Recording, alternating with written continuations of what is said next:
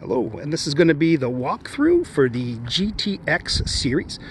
This walkthrough will also be very similar to the RXT, the Wake Pro, and the Fish Pro. All of them are in the ST3 body style, and all of them have a lot of the same features. This one is a customer's. This one does have a lot of added different accessories, which we will not see on those other models, and I will point those out as we go. So again, this video, the trailer jack on single trailers is extra, about $45 to have one installed.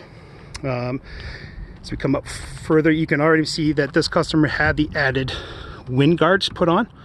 He also had the added heated grips installed also. Coming back through, so your main storage compartment is underneath your handlebars on this model. And to get into these handlebars, you want to pull both of these levers back. Let me try to do this with one hand. Once you do that, this whole top pops up. Now you can see immediately this is where your fire extinguisher goes, and this is your storage compartment. It is a very big storage compartment for a watercraft. This one does have this optional divider in it. You will not see that on some of the other models. Fuel filler is also here. This is a 300 horsepower model, so this one will require at least a 91 octane. Other than that, this is not typically waterproof in here. So if you do want, if you have something and it's not waterproof and it's down, especially lower, I would recommend a dry bag because you might see water down into here. It does have drain holes in the corners there, which will drain into the hull, and your jet will suck that water out of the hull for you. And that's about it in here. So I'm going to shut this.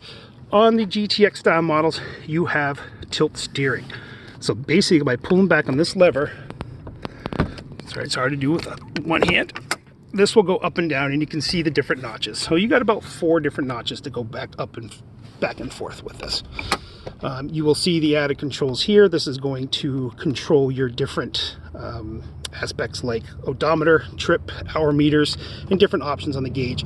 These models do have the 7.2-inch screen on it, so you do have a little bit more information on these models.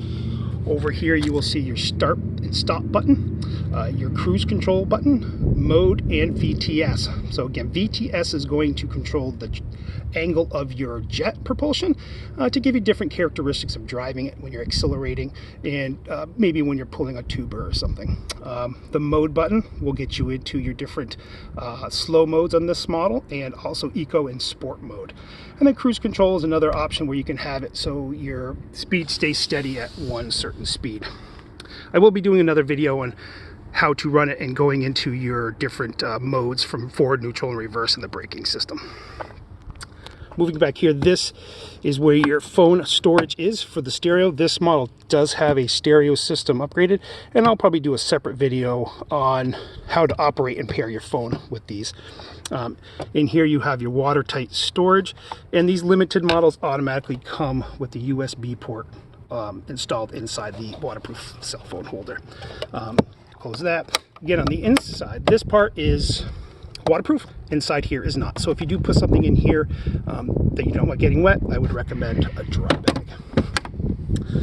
So moving back, these seats pop off similar to every other 2020 model by depressing both of these buttons here on the side. I was able to get that one off. So these pop back. You walk to the front seat.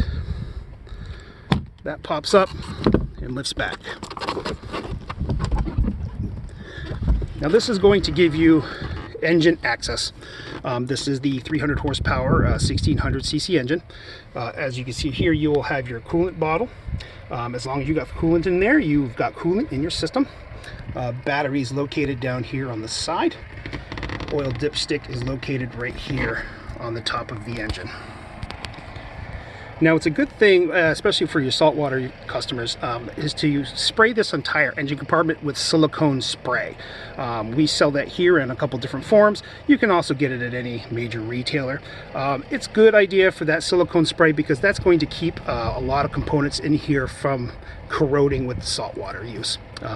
We recommend siliconing before saltwater use and after each use of saltwater.